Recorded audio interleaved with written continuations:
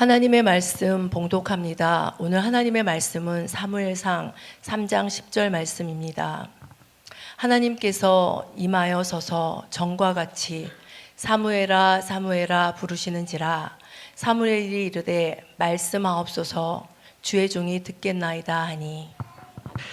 사무엘서 3장 10절 말씀입니다. 이게 나의 주님 말씀하옵소서 주의 종이 듣겠나이다, 이런 말씀으로 오늘 서로 나누고자 합니다. 저의 20대 중반에 있었던 일입니다. 제가 세탁 공장에서 아르바이트를 했었는데요. 어떤 아르바이트냐면은 이 세탁 공장에서 수건이 많이 나오잖아요. 수건이나 아니면 체육관에 체육복들 같은 거, 그런 것들을 대량으로 이렇게 세탁을 해주면 제가 그거를 배달해주는 그런 아르바이트를 했었습니다. 그래서 운전 시간이 굉장히 길었었거든요. 그래서 하루에 운전을 거의 6시간 아니면 8시간, 많게는 8시간까지 했기 때문에 운전하는 중에 심심하지 않습니까? 그래가지고 기독교 방송을 듣고는 했어요. 기독교 라디오 방송을 듣고는 했는데 하루는 정말 제가 이 감동적인 그런 말씀이 흘러나오는 거예요. 음악이 나오면서 어떻게 나오냐면은 원수를 용서해야 합니다. 사람을 미워하는 마음을 계속 품어서는 안 됩니다. 용서를 하는 것은 그 사람을 위한 일이기도 하지만 나를 위한 일이기도 하기 때문입니다. 용서하지 못하면 원망이 생기고, 원망이 생기면 미움이 더 커지게 되고, 날마다 그 분노에 사로잡혀서 살아가게 됩니다. 저 사람 때문이야, 저 사람 때문에 내 인생이 이렇게 된 거야 하면서. 그래서 원망은 새로운 삶을 시작하지 못하게 만듭니다. 제가 그 말씀을 듣는데, 맞아, 용서해야 돼, 아멘. 원수를 용서하세요, 아멘. 맞는 말씀이야. 그러면서 분노에 사로잡혀 살지 마세요. 그 사람을 용서함으로써 새 삶을 사세요. 오늘 용서하지 못한 이가 있다면 그를 용서해 주세요. 아멘. 우리 운전하면서 감동을 받아가지고 아멘, 참 좋은 말씀이야. 그런데 이제 띵띵띵띵, 그런데 이상 오늘의 원불교 명상방송이었습니다. 주여 주여, 채널을 돌리고 주여. 나중에 곰곰이 생각해 봤습니다. 제가 세상에 다른 종교나 다른 가르침에도 훌륭하고 좋은 가르침들이 엄청 많지 않습니까?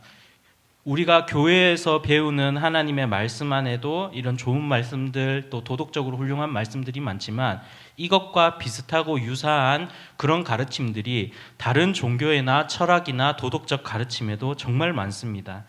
오늘날 보면은 유튜브는 정말 최고인 것 같아요. 유튜브에 다 있습니다. 철학, 종교, 아니면 고급 지식, 대학원 지식 다 있어요. 그런 것에도 이런 가르침들이 많은데, 그렇다면 기독교와 다른 종교의 가장 큰 차이점이 무엇일까 하고 고민해 봤어요. 기독교와 다른 세상의 가르침들이, 그리고 다른 종교와의 가장 큰 차이점이 무엇이겠습니까? 성도님들, 무엇일까요? 그렇죠. 역시 전사님, 바로 예수 그리스도라고 이렇게 말씀하십니다.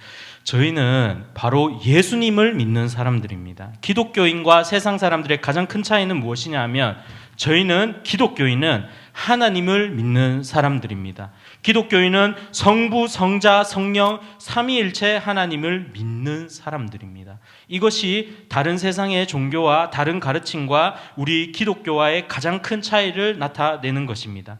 그런데 우리가 이 믿는다 할 때, 하나님을 믿습니다, 예수님을 믿습니다라고 할 때, 믿음에는 크게 세 가지 요소가 있다고 합니다. 믿음에 3요소가 있다고 해요, 신학적으로는. 첫째는 뭐냐면 지식입니다, knowledge.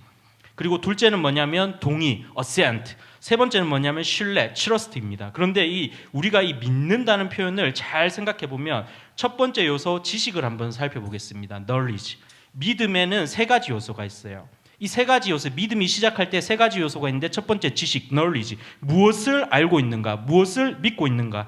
로마서 10장 17절에 이렇게 돼 있습니다. 믿음은 들음에서 나고 들음은 그리스도의 말씀으로 말미암느니라. 믿음은 어디서 난다고요? 들음에서 난대요. 근데 이 들음은 뭘 들어야 되나요? 그리스도의 말씀을 들어야 된다는 거예요. 엉뚱한 거 들으면은 엉뚱한 믿음을 갖게 됩니다. 저희가 우리 이슬람 종교가 있지 않습니까? 알라와 우리가 믿는 여호와 하나님은 전혀 다른 존재입니다. 꾸란에 보면은 이상한 거 정말 많아요. 내용이 완전 달라요. 보면 알라를 믿지 않으면 목을 쳐라 이런 구절이 있어요. 이 알라를 믿지 않으면 죽이라는 거예요. 성경에 그런 구절 없어요. 이 하나님과 전혀 다른 존재예요. 그래서 한국에서는 목을 쳐라 이러면은 너무 무서우니까 한국 이슬람교에서는 그거 하면 사람들 안 믿을 것 같아서 목을 때려라 이렇게 번역해놨어요. 목을 때려라, 알라를 믿지 않으면 이렇게 목을 때려라 이렇게 번역. 실제는 목을 쳐라고 기록. 전혀 예수님과 전혀 다른 존재지요. 그래서 무엇을 믿고 있는가가 중요하다는 거예요. 한국에는 또 유명한 이단 사이비 종교가 있습니다. 바로 하나님의 교회라는 이단이 있는데 누가 교주냐 하면은 여성분이 교주신데 이름이 장길자 씨예요. 장길자 씨. 근데 장길자 씨는 자신을 뭐라고 소개하냐면 내가 어머니 하나님이다 이렇게 소개해요.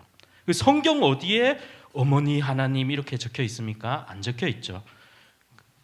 믿는 내용이 다르다는 겁니다. 그래서 믿음의 첫 번째 요소는 뭐냐면 뭐라고요? 지식. 올바른 복음을 듣고 올바른 말씀을 믿고 있느냐.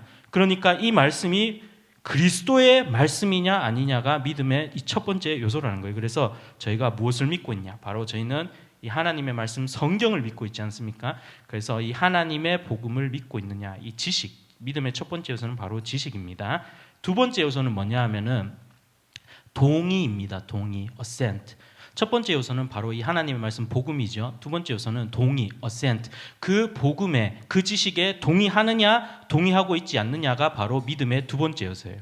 예수 그리스도께서 하나님의 아들로서 이 땅에 오셨습니다. 응, 안 믿어. 예수님께서 3일 만에 십자가에서 달려 죽으시고 3일 만에 부활했습니다. 응, 안 믿어. 그럼 믿음이 시작될 수 있겠습니까? 시작될 수 없겠죠. 믿음의 두 번째 요소가 뭐라고요? 동의입니다. 동의. 예수 그리스도께서 하나님의 아들이시며 또 하나님께서 이 땅을 이 우주 만물을 창조하셨고 그리스도께서 우리 죄를 용서하시고 3일 만에 부활하셨습니다. 당신은 이 복음을 믿습니까? 예수 그리스도를 받아들이십니까? 그랬을 때 네, 제가 동의합니다. 하나님께서 천지를 만드셨고 또 예수님께서 하나님의 아들이시며 우리의 죄를 용서하실 능력과 권세가 있으신 분임을 제가 믿습니다. 동의할 때 우리의 믿음 생활이 시작합니다. 그런데 우리가 이 믿음의 세 번째 요소에서 굉장히 중요한 게 있어요. 뭐냐 하면 믿음의 세 번째 요소는 바로 신뢰, trust입니다. 성도님들 이 세 번째 요소가 매우 중요합니다. 믿음의 세 번째 요소가 뭐라고요? 신뢰, trust. 믿고 신뢰, 하나님을 신뢰하고 있느냐. 이 교회를 다니는 수많은 사람들이 믿음에 대한 오해를 가지고 있어요.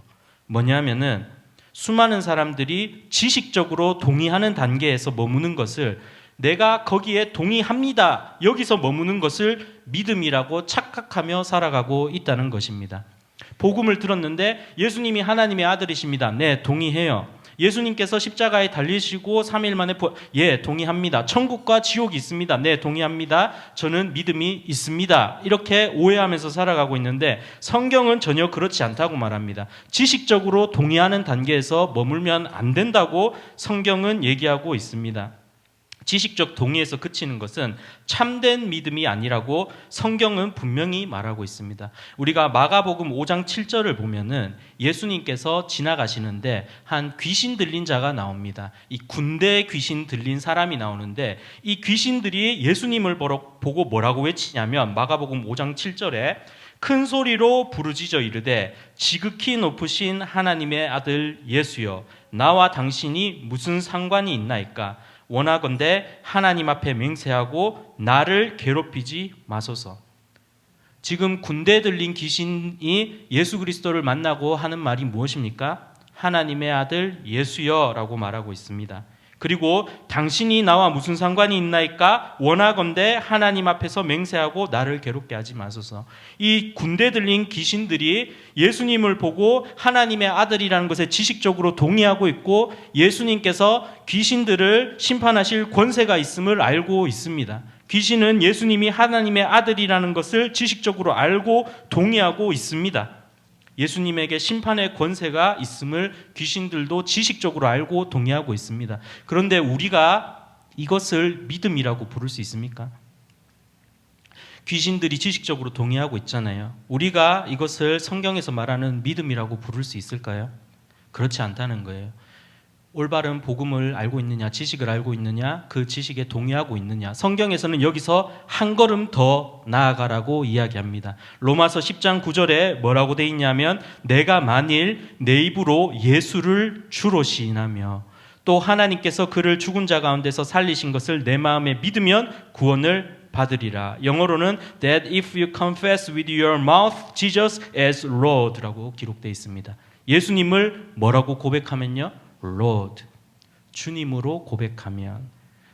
주님이 뭔가요? 한국말로 쉽게 얘기하면 주인이지요, 주인. 예수님을 너의 주인으로, 너의 왕으로 받아들이라고 성경은 이야기하고 있습니다.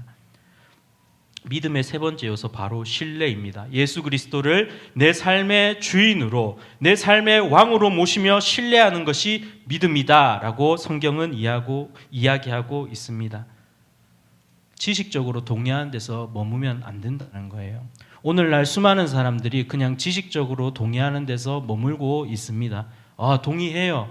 천국과 지옥이 있죠. 그런데 그 삶은 전혀 예수님이나 하나님과 상관없는 삶을 살아가고 있는 수많은 사람들이 있습니다. 내가 어떤 행동을 하는 데 있어서 예수님이나 하나님은 상관없어요. 근데 뭔가 장벽을 만나면 마치 하나님을 하인 부리듯이 하나님 이렇게 해주세요, 저렇게 해주세요. 근데 내 삶은 마음대로 살아가면서 하나님 이렇게 하세요, 저렇게 하세요. 기도만 하는 거예요. 근데 성경은 그것이 올바른 믿음이 아니라고 이야기하는 거예요. 뭐라고 얘기하냐면 예수 그리스도를, 하나님을 내 삶의 주인으로 받아들이라라고 성경은 이야기하고 있습니다. 내가 내 삶의 주인이 되어서 하나님 이렇게 해주세요, 저렇게 해주세요 하면서 하나님을 조종하려는 삶이 아니라 사무엘서 3장 10절 말씀처럼 나의 주님 말씀하소서 주의 종이 듣겠나이다 이렇게 고백하는 것이 참된 믿음이라고 성경은 말하고 있습니다. 나의 왕이신 하나님께서 기뻐하시는 삶을 사는 것이 올바른 믿음이라고 성경은 말하고 있습니다. 내 삶의 가장 귀한 그 자리에, 내 삶의 그 왕의 자리에 하나님이 앉아 계셔야 된다는 거예요. 저희가 신앙생활 하다 보면은 착각할 때가 정말 많습니다. 내 마음의 자리에, 그 왕의 자리에 누가 앉아 있냐면 어느 순간 내가 앉아 있는 것을 발견하게 돼요. 내가 왕이 되어가지고 그 자리에 앉아서 하나님한테 하나님 이렇게 해주세요, 저렇게 해주세요.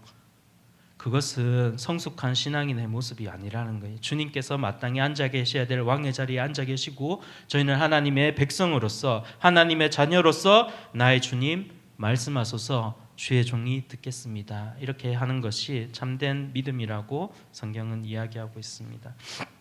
오늘 어린 사무엘이 등장하고 있습니다. 이 어린 사무엘이 사무엘상 3장 7절에 보면은 아직 여호와를 알지 못하고 여호와의 말씀도 아직 그에게 나타나지 아니한 때라 이렇게 말하고 있습니다. 사무엘이 얼마나 어렸는지는 모르겠어요. 아마 예건이 지금 몇 살이지요? 한 9살인가요? 10살. 예건이만 하거나 아니면 예건이보다 더 어렸을 수도 있을 것 같아요. 그래서 사무엘이 이 어린 나이에 성전에 있었어요. 사무엘이 성전에 자고 있는데 한 유치원 다닐 정도의 나이였을 수도 있을 것 같아요. 근데 사무엘서 3장 7절에 정확하게 적혀 있어요. 아직 사무엘이 여호와를 알지 못하던 때다. 너무 어려서 아직 하나님을 만나지 못했어요. 이렇게 잠을 자려고 하고 누웠는데 누가 사무엘아 사무엘아 이렇게 부르시는 거예요. 그래서 이 어린이 사무엘이 일어나서 엘리 제사장에게 뛰어갑니다.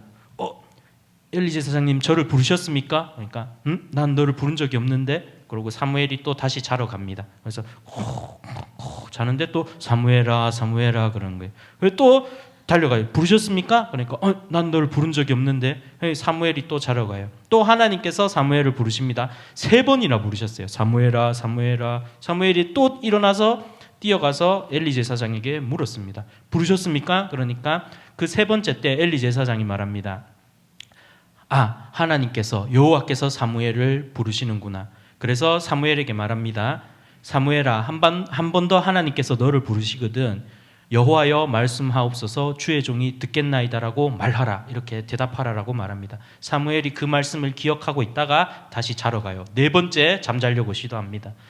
하나님도 좀 너무하시죠. 이제 계속 잠들려고 하는데 계속 깨우시는 거예요. 사무엘아 사무엘아. 이 어린 사무엘이 대답합니다. 여호와여 말씀하옵소서 주의 종이 듣겠나이다. 왜 하나님께서 사무엘을 4번이나 부르셨을까요? 그냥 사무엘아 사무엘아 나는 여호와니라 그렇게 말씀하셨을 수도 있잖아요. 근데 저는 그렇게 생각합니다. 하나님께서 이 대답을, 사무엘의 이 고백을 듣기를 기대하고 계셨고 그 대답을 듣기를 원하셨던 거예요. 무엇입니까? 주님 말씀하옵소서 주의 종이 듣겠나이다. 주님 하나님 나의 주인이시고 나의 왕이신 하나님 말씀하시옵소서 제가 듣겠습니다. 하나님께서 이 고백을 듣기를 원하고 계셨던 거예요. 사사기는, 사무엘상 바로 앞에 있는 사사기는 400년 동안 기록되는 이스라엘의 이 범죄와 이스라엘의 타락과 이스라엘의 슬픔이 적혀 있는 문서입니다. 성경책이죠. 이 사사기 400년은 어둠의 시대입니다. 사사기 맨 마지막에 보면 어떤 사건이 나오냐 하면 같은 민족끼리, 같은 동족끼리 서로 죽이고 음란을 행하고 거기다가 우상신을 섬기고 이런 것들이 사사기 내에 가득합니다. 그래서 사사기가 끝날 때 어떻게 끝나냐 하면은 왕이 없으므로 각기 자기의 소견대로 행하더라 이렇게 적혀 있어요. 사사기 맨 마지막 절에 보면은 그렇게 끝이 납니다. 제가 원고 안 보고 이렇게 하려다 보니까는 자꾸 왔다 갔다 하게 있어요. 정확하게 읽어보겠습니다. 사사기 마지막 구절에 그때 이스라엘의 왕이 없으므로 사람이 각기 자기의 소견에 옳은 대로 행하였더라. 성도님들, 이스라엘의 왕은 누구십니까? 하나님이시죠. 사사시대에는 신정정치이기 때문에 왕은 누구냐면 하나님이에요. 하나님. 근데 사사기 그 마지막 구절이 뭐냐 하면 왕이 없으므로 사람이 각기 자기의 소견에 옳은 대로 행하였더라. 하나님 없이 마음대로 살아가고 있다는 겁니다. 이 어둠의 시대에 이 이스라엘이 타락해가고 범죄가 만연하고 음란이 난무하고 폭력이 난무하는 이 시대에, 이 어둠의 시대에 하나님께서 누구를 부르시냐 하면 아직 믿음 생활을 시작하라는 이 어린아이 사무엘을 부르시는 거예요. 근데 이 장면과 각기 소견에 옳은 대로 행하고 있는 이 장면과 이 어린아이 사무엘을 부르시는 이 장면이 서로 대조가 되고 있습니다. 하나님께서 사무엘아 부르셨을 때 사무엘은 뭐라고 대답했습니까? 나의 주님 말씀하옵소서 주의 종이 듣겠나이다. 사사기에서는 어떻게 끝나고 있나요? 각기 자기의 소견에 옳은 대로 행하더라. 하나님을 왕으로 섬기지 않고 살아간다는 거예요. 그렇지만 하나님께서는 이 어린아이 사무엘을 부르셔서 이 사무엘이 하나님께 주님 말씀하옵소서 주의 종이 듣겠습니다라고 고백했을 때 이 사무엘을 통해서 하나님의 빛난 역사를 펼쳐나가기 시작하셨습니다. 주님의 말씀을 듣겠다는 사무엘의 고백인 것이죠. 이때부터 어린 사무엘의 참된 믿음의 여정이 시작되었습니다. 어둠이 가득한 시대 속에서 하나님께서는 사무엘을 통하여서 하나님의 빛나는 역사를 펼쳐 나가셨습니다. 하나님의 구원의 역사를 펼쳐 나가셨습니다. 누구를 통해서요? 하나님을 주인으로 모시며 주님의 말씀을 듣기를 고백했던 어린 사무엘을 통해서 믿음의 여정을 시작하신 겁니다.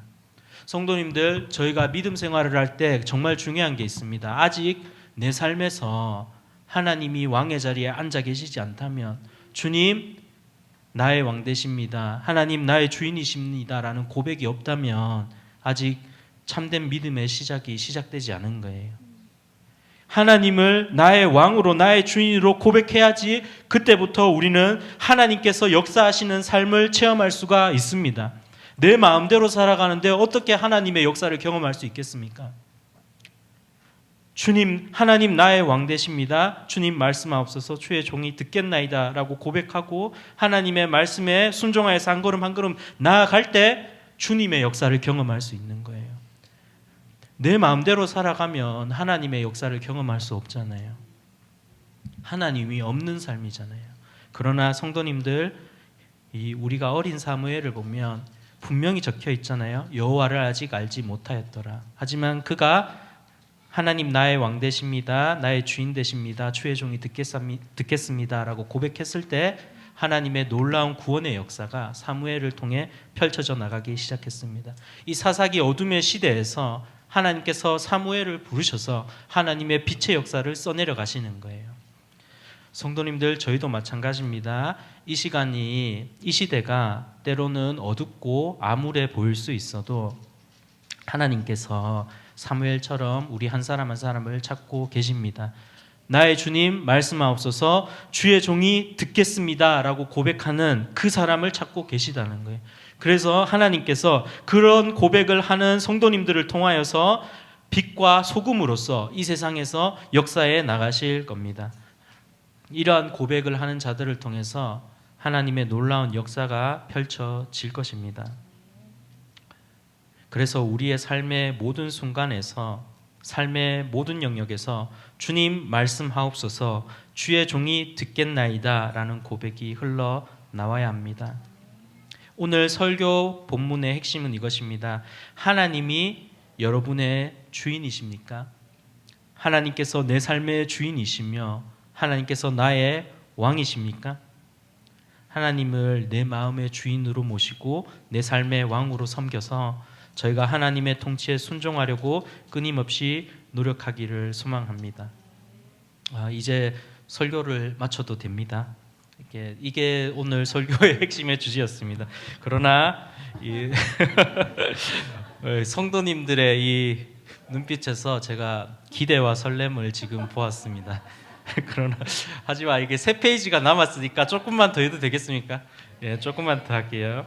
그래서 로마서 14장 8절에서 9절에 하나님께서 왕이 되셨으면 어떻게 살아야 되는가에 대해서 정확하게 적혀 있습니다. 로마서 14장 8절에서 9절, 우리가 살아도 주를 위하여 살고 죽어도 주를 위하여 죽나니 그러므로 사나 죽으나 우리가 주의 것이로다. 주의 것이로다.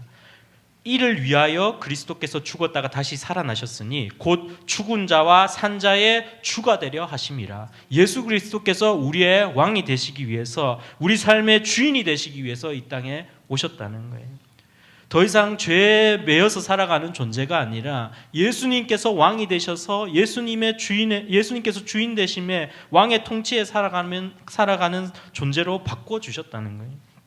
고린도전서 10장 31절, 그런즉 너희가 먹든지 마시든지 무엇을 하든지 다 하나님의 영광을 위하여 하라. 내 인생을 위하여서, 나의 인생을 위하여서 주님을 이용하는 삶이 아니라 하나님, 주님 기뻐하시는 삶을 살길 원합니다. 주님 말씀하옵소서. 하나님의 종이 듣겠습니다. 이런 하나님께서 기뻐하시는 삶을 살아야 된다는 것입니다.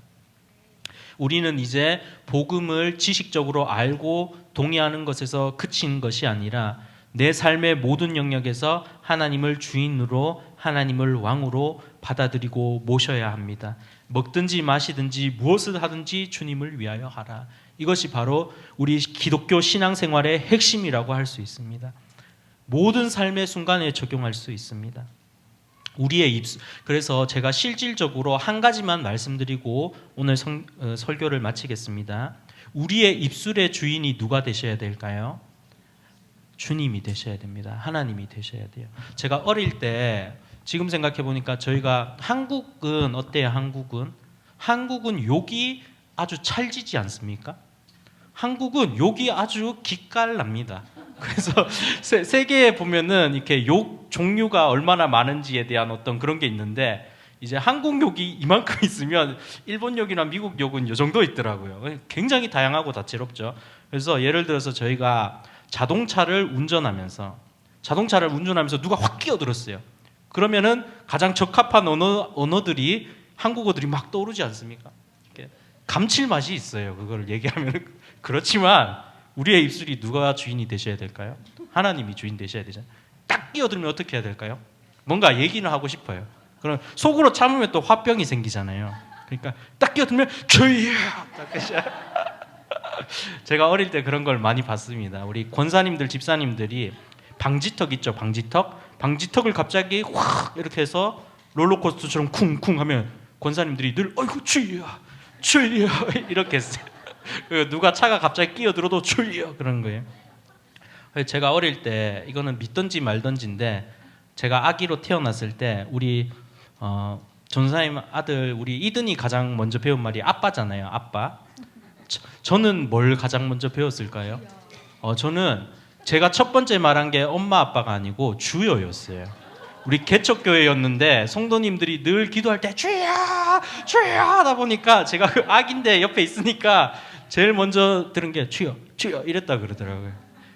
그래서 우리의 입술의 고백이 주여 이렇게 돼야 되는 거죠.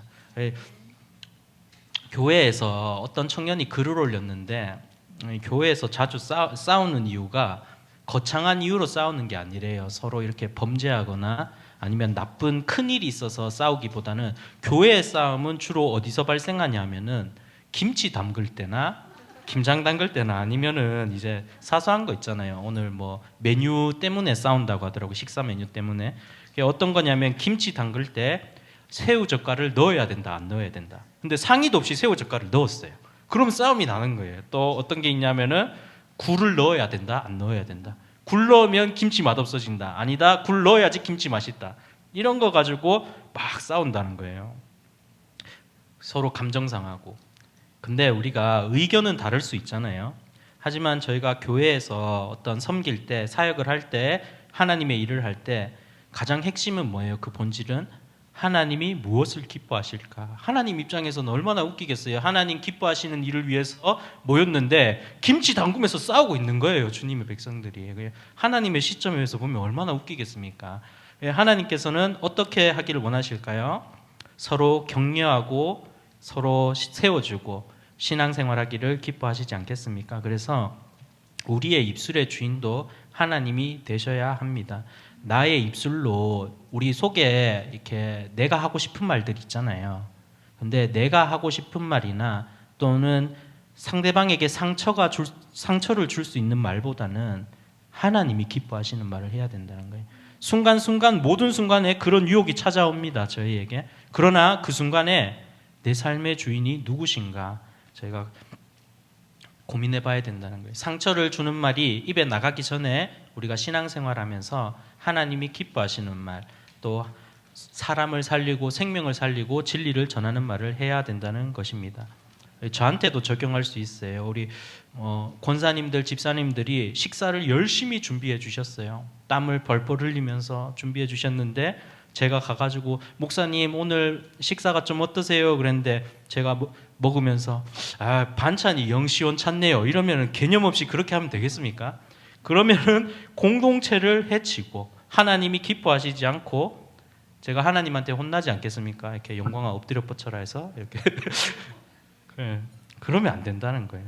이렇게 먹고 나서 너무 맛있습니다. 이렇게 해주셔서 감사합니다. 이런 격려의 말 서로 세워주는 말을 해야 합니다. 우리의 입술의 주인이 하나님이 되셔서 나의 이웃과 나의 가족과 나의 형제와 또 우리 교회 공동체에서 서로를 세워주고 은혜의 말을 하고 덕을 세워줘야 된다는 거예요. 가장 핵심은 뭐냐 하면 내 입술의 주인도 하나님이 되셔야 한다는 거예요. 제가 이 부분만 마지막으로 말씀드리고 마치겠습니다. 저희가 신앙생활 하다 보면 실수로 상처를 주기도 합니다. 저희가 연약해가지고 완전한 사람은 없잖아요. 말로 상처를 주기도 하지만 반대의 경우도 있을까요? 없을까요? 상처를 받기도 하죠.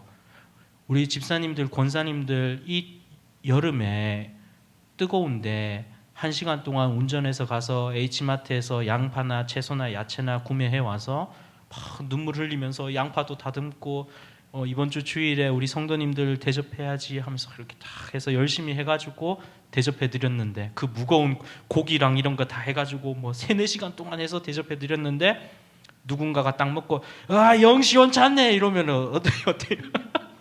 마음이 영 시원찮네 못 먹겠네 이거 이러면은 마음이 어때요? 마음이 행복하고 기쁨이 넘칩니까? 이렇게 섭섭하잖아요. 마음이 섭섭하고 또 이렇게 내가 이렇게 노력했는데 이렇게 수고했는데 왜 그런 수고는 몰라주고 그렇게 한마디 할까 이런 섭섭한 마음이 들 때도 있어요. 신앙생활 하다 보면은 뭔가 섭섭한 말을 들을 때가 있습니까? 없습니까? 있지요. 상처받는 말 들을 때가 있습니까? 없습니까? 상처되는 말 들을 때가 있습니다. 그런데 내 마음의 주인이 누가 되셔야 됩니까? 하나님이 되셔야 됩니다. 내 마음의 주인이 상처가 되어서는 안 됩니다. 내 마음의 주인이 상처가 되잖아요. 그러면은 아침에 일어날 때 생각나고, 그래, 어떻게 나한테 그런 말을 할 수 있어?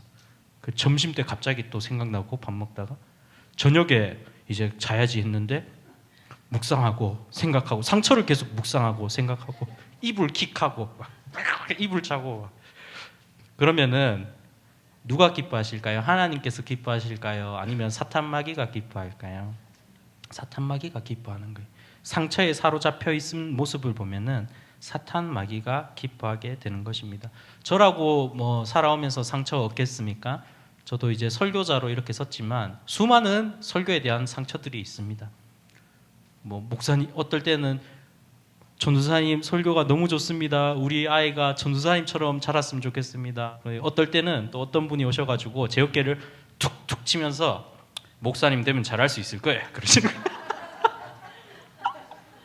제가 전도사님 때인데 그때 한 집사님이 제가 그때 젊었거든요. 20대 초반이니까 서전도사 목사가 되면 잘할 수 있을 거예요. 그러시고 그리고 하루는 또 교수님이 아니 서영광 전도사님은 심각하다고 이 반 친구들 70명 있는 데서 설교를 했거든요. 그래서 저한테 본인이 뭘 말하는지도 모르고 지금 심각하다고 여러분들 동의 안 되세요? 그러면서 저는 서영광 전도사님의 사역이 걱정된다고 제가 동의가 안 되는 표정을 지었어요. 그러니까 동의를 못 하시나요? 그러니까 마음속으로 네 동의 안 됩니다.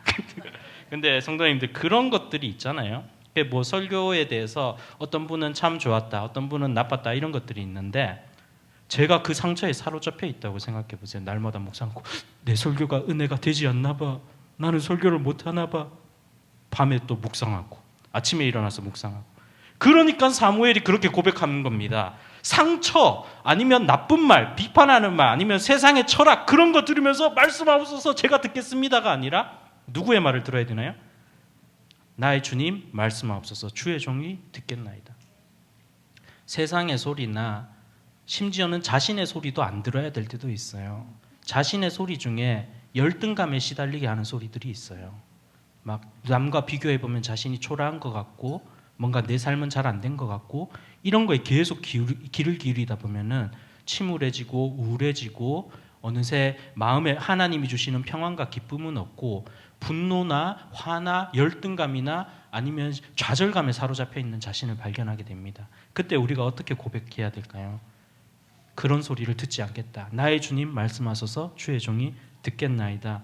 성경에서 말합니다. 하나님께서 상한 갈 때 꺾지 않으시며 꺼져가는 등불 끄지 않으시고 그리고 다시 일으켜 세우시는 하나님이라고 적혀 있습니다. 하나님께서 예수님께서 무엇이라고 말씀하셨습니까? 수고하고 무거운 짐진 자들아 다 내게로 오라. 내가 너희를 쉬게 하리라. 그런즉 이전 것은 지나갔으니 보라 새 것이 되었도다. 하나님께서 우리를 회복시키시고 하나님의 사람으로 다시 살아가게 만들기를 원하시는데 계속 그런 소리만 듣고 있다 보면은 하나님의 능력과 역사를 체험할 수가 없게 됩니다. 그래서 우리는 누구의 말을 들어야 될까요? 하나님의 말씀을 들어야 됩니다. 그래서 성도님들 핵심은 뭐냐면은 내 삶의 모든 영역에서 하나님께서 주인이 되셔야 된다는 거예요. 그래서 상처를 받을 때도 그냥 하나님께 기도드리세요. 하나님께서 다 기도드리시고 주님 제 마음 아시지요? 새 힘 주실 줄로 믿습니다. 아멘 주셨습니다 하고 살아가고 또 이렇게 내가 뭔가 나쁜 말을 하려고 하면은 이건 하나님께서 기뻐하시는 일이 아니다. 주님 기뻐하시는 말을 해야 되겠구나. 그래서 우리 사무엘처럼 주의 종이 듣겠나이다라고 고백하며 하나님의 역사를 날마다 체험하는 우리 귀한 사랑의 빛인 교회 성도님들이 되시기를 기도하고 소망합니다.